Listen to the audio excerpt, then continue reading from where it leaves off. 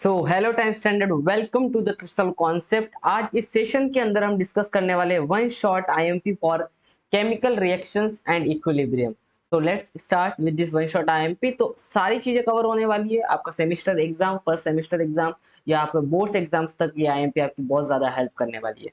तो look at this, क्या क्या यहाँ पे ध्यान रखना आपको। सबसे पहले तो जो टेक्स्ट बुक के अंदर जो इन टेक्स्ट क्वेश्चन देते हैं उन पे आपको ध्यान देना है। यहाँ पे पहला क्वेश्चन पूछा है, what is meant by valency of element. तो वैलेंसी ऑफ एलिमेंट क्या होता है कि कोई भी एलिमेंट कितने इलेक्ट्रॉन शेयर करता है, डोनेट करता है या रिसीव करता है, उसी को हम क्या बोलते हैं, वैलेंसी ऑफ द एलिमेंट। तो उनके आंसर भी मैंने शॉर्टकट में लिख के रखे, आप अच्छे से पढ़ना। Number of electron donate, share और accepted, this is called valency of the element, ये ध्यान रखना। आगे हम बात करेंगे केमिकल रिएक्शन। तो दो तरीके के ध्यान रखना रिएक्शन होते हैं। केमिकल रिएक्शन में क्या होता है, केमिकल रिएक्शंस और यू कैन से फिजिकल चेंज और केमिकल चेंज। मैं इससे क्या बता रहा हूं आपको कि physical change versus chemical change का डिफरेंस, ये आप अच्छे से करके जाना। फिजिकल चेंज और केमिकल चेंज, केमिकल चेंज में क्या होता है, composition of substance completely change हो जाता है। और फिजिकल चेंज में क्या होता है, the state of matter change, state of matter change, and वो टेम्परेरी होता है। फिजिकल केमिकल चेंज कैसा होता है, परमानेंट होता है और कंपोजिशन ऑफ मैटर चेंज हो जाता है। तो इसका डिफरेंस अच्छे से आप करके जाना, एक एक एग्जाम्पल, ठीक है ना। कभी कभी ये क्वेश्चन आता है कि कुछ आपको चेंजेस दे देंगे और पूछेंगे कि केमिकल चेंज है क्या फिजिकल चेंज है, ये तो आप पढ़ के भी बता देंगे। बट ये एक बार ये जो टेबल मैंने राइट रॉन्ग करके दिया, ये आप चेक कर लेना, कौन से फिजिकल चेंज है उनके सामने मार्क कर लिया है और कौन से केमिकल चेंज है उनके सामने भी मैंने मार्क किया है। तो जो भी मैं आईएमपी बता रहा हूँ वो एक बार अपने एग्जाम के लिए जरूर पढ़ के जाना, ठीक है ना। नेक्स्ट पेज पे हम बात करेंगे। इस पेज पे कोई इतना मैटर इंपॉर्टेंस नहीं है। देखो नेक्स्ट, नेक्स्ट है केमिकल इक्वेशन। तो सबसे पहला तो केमिकल इक्वेशन का डेफिनेशन, कि केमिकल इक्वेशन क्या होती है। तो represent chemical reactions in the condense form using chemical formula. Chemical equation chemical reaction को रिप्रेजेंट करती है और उसके अंदर हम लोग केमिकल फॉर्मूलाज का इस्तेमाल करते हैं, ठीक है ना, जो हमें इंफॉर्मेशन देती है। अगर किसी केमिकल रिएक्शंस में प्रोडक्ट में अगर गैस बन रही है तो वहां पे जी लिखने के बजाय हम लोग ऐसा अपवर्ड डायरेक्शन में एरो रिप्रेजेंट कर सकते हैं।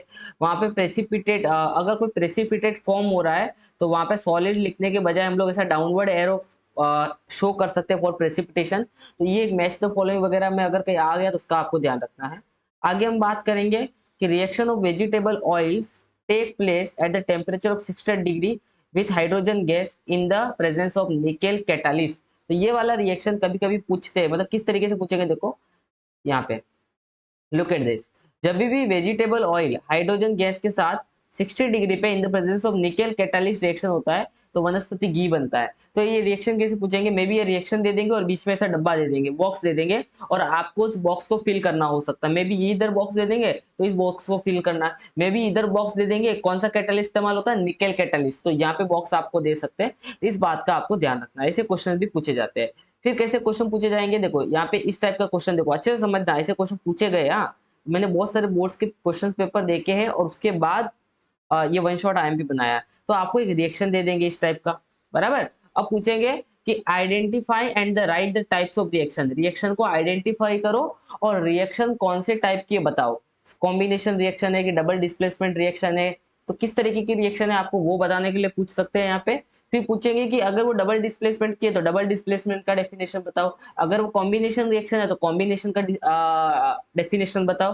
तो ये क्वेश्चन हो सकता है। Write the name of the reactant and the product. तो जो भी रिएक्टेंट इसमें हो रहे जैसा कि AgNA2 silver nitrate, NaCl sodium chloride, AgCl silver chloride, Na sodium nitrate, तो यहाँ पे आपको रिएक्टेंट में कौन से कंपाउंड है उनका नाम और प्रोडक्ट में कौन से कंपाउंड है उनका नाम लिखने बोल सकते हैं। तो 4 मार्क्स का क्वेश्चन देखो एंड में पूछते, तो जहाँ पे आपको सब क्वेश्चन के फॉर्म में 3 और 4 ऐसे क्वेश्चन पूछ लेंगे और आपको रिएक्शन को देख के आंसर करना है।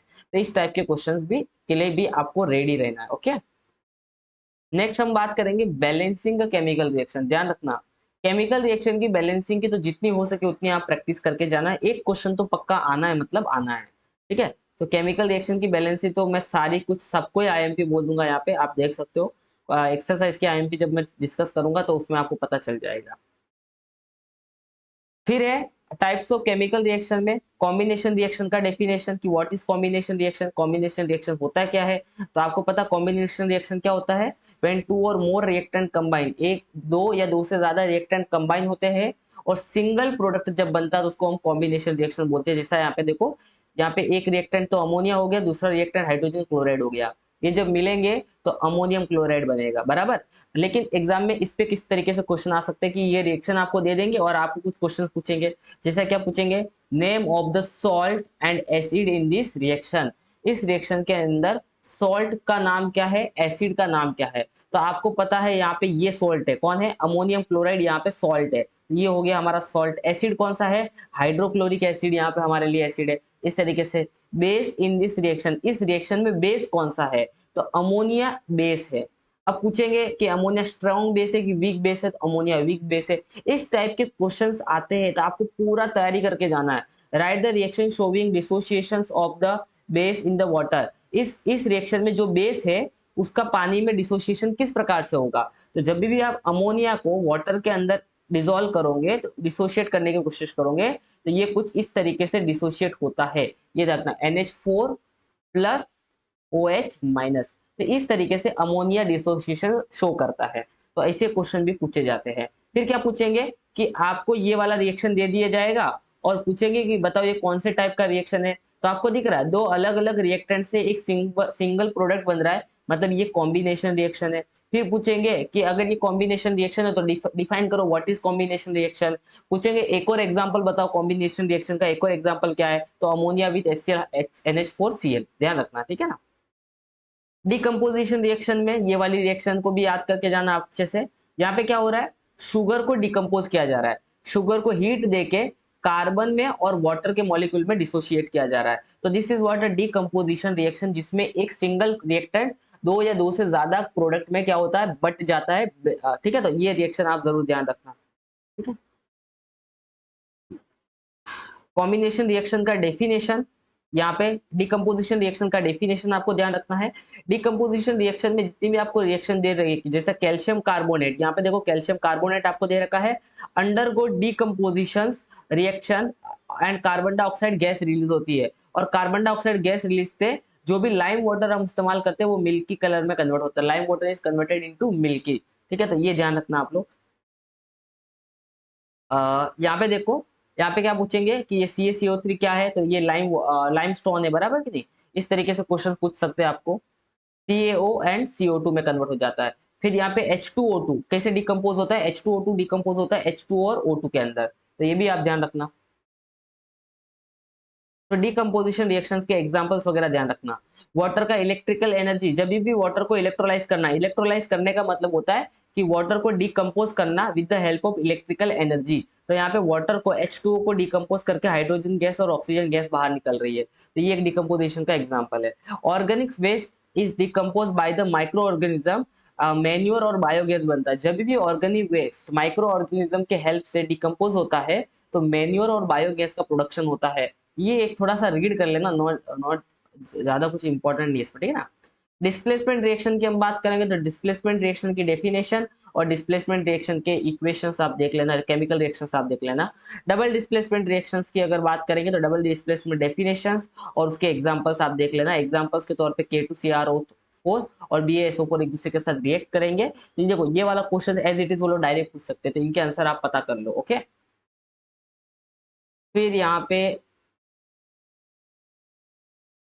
आगे वाले अगर पेज पे बात करेंगे तो एंडोथर्मिक और एक्सोथर्मिक प्रोसेस का definition, what is endothermic process. अगर हम एंडोथर्मिक प्रोसेस की बात करेंगे तो वो यहाँ से लेके फ्रॉम प्रोडक्ट यहाँ तक, you can say the way then reactant transform into the product, while this is what exothermic reaction, and यहाँ से लेके यहाँ तक this is what endothermic reactions. और यहाँ पे एग्जांपल दिया, एंडोथर्मिक रिएक्शन में हीट को एब्जॉर्ब किया जाता है और एक्सोथर्मिक रिएक्शन में हीट रिलीज होती है। तो एग्जाम में ये रिएक्शन दे देंगे और पूछेंगे बताओ ये रिएक्शन क्या शो कर रही है, तो ये रिएक्शन में हीट लेफ्ट साइड में लिखा हुआ है, that's mean this is showing endothermic reaction.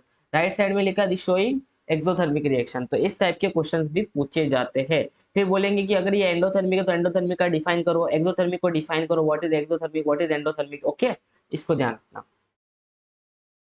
अभी कोई भी केमिकल रिएक्शन होती है तो कितने तेजी से होगी वो किस पे डिपेंड करता है, तो वो डिपेंड करता है नेचर ऑफ रिएक्टेंट, किस प्रकार का रिएक्टेंट है। जैसा एल्यूमिनियम और जिंक में बात करें तो एल्यूमिनियम ज्यादा तेजी से रिएक्ट करता है हाइड्रोक्लोरिक एसिड पे, तो यहाँ पे रिएक्टेंट का नेचर भी डिपेंड करता है कि रिएक्टेंट कौन सा है।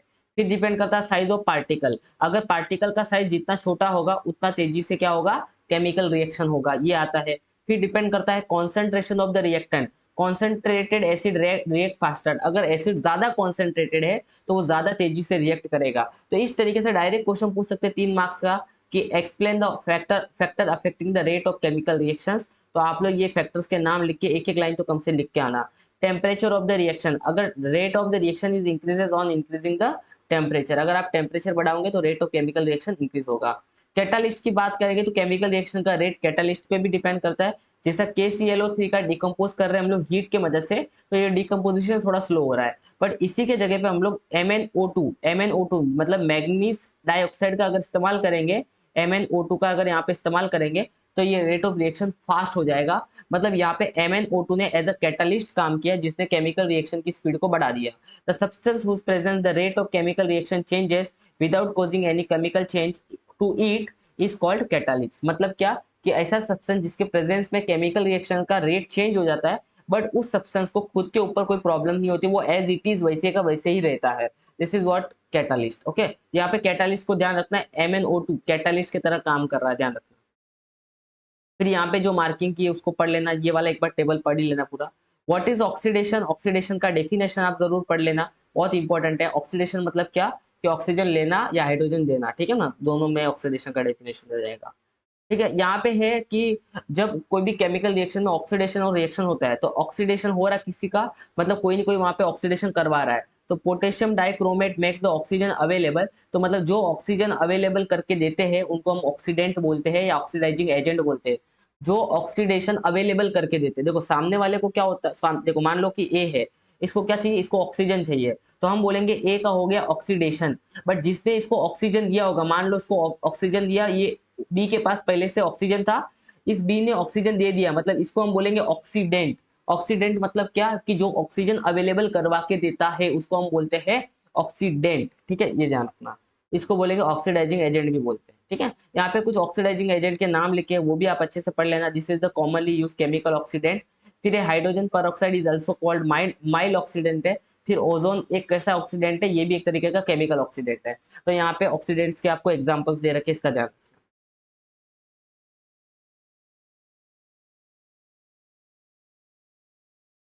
नेक्स्ट पेज की अगर हम बात करेंगे तो यहाँ पे आपको केमिकल रिएक्शंस, ओके, यहाँ पे डेफिनेशन दे रखा है रिडक्शन का, ये डेफिनेशन अगर अच्छे से आप पढ़ लेना। और what is the reducing agent, what is the reductant, reductant का मतलब होता है कि जो हाइड्रोजन अवेलेबल करके देता है, जो hydrogen the substance bring about reduction, जो सब्सटेंस रिडक्शन करवा के देता है, मतलब वो हाइड्रोजन अवेलेबल कर रहा है, किसी के से हाइड्रोजन अगर चिपकेगा तो उसका रिडक्शन हो जाएगा। एग्जाम्पल के तौर पे डेफिनेशन जरूर ध्यान रखना है यहाँ पे। कॉपर ऑक्साइड, ये रिएक्शन है, कॉपर ऑक्साइड के साथ हाइड्रोजन रिएक्ट करके क्या बन रहा है, कॉपर प्लस H2O। तो यहाँ पे कॉपर ने क्या किया, ऑक्सीजन अवेलेबल करके दिया, ऑक्सीजन किसको दिया, H2 को दिया, तो यहाँ पे ऑक्सीडेंट कौन हो जाएगा, ऑक्सीडेंट हो जाएगा CuO, बराबर ना। और रिएक्टेंट कौन हो जाएगा, यहाँ पे रिएक्टेंट हो जाएगा अपना H2, ये ध्यान रखना। ओके, फिर ये यहाँ पे रेडॉक्स रिएक्शन का डेफिनेशन, रेडॉक्स रिएक्शन का डेफिनेशन बहुत ज्यादा इंपॉर्टेंट है, ये भी आप एक बार देख लेना। फिर अगर बात करेंगे हम लोग कोरोजन के बारे में, तो आयरन के ऊपर रस्टिंग कैसे होती है इसके बारे में आप अच्छे से पढ़ लेना कि आयरन की रस्टिंग किस तरीके से होती है, ये अच्छे से कवर कर लेना। ओके, नेक्स्ट इंपॉर्टेंस है रेंसिडिटी क्या होती है, और रेंसिडिटी को प्रिवेंट करने के लिए आप कौन कौन से मेजर्स अपनाएंगे वो आप अच्छे से कर लेना। बाकी तो क्वेश्चन एक बार रीड करके आपको जाना ही है। आई होप सो ये सेशन आपको अच्छा लगा होगा। बहुत सारे क्वेश्चन पेपर की लिंक मैंने डिस्क्रिप्शन में दे रखी है सेमेस्टर एग्जाम को प्रैक्टिस करने के लिए, तो वो भी आप जरूर जरूर चेकआउट कर लेना। Thank you so much for watching, keep sharing, keep exploring.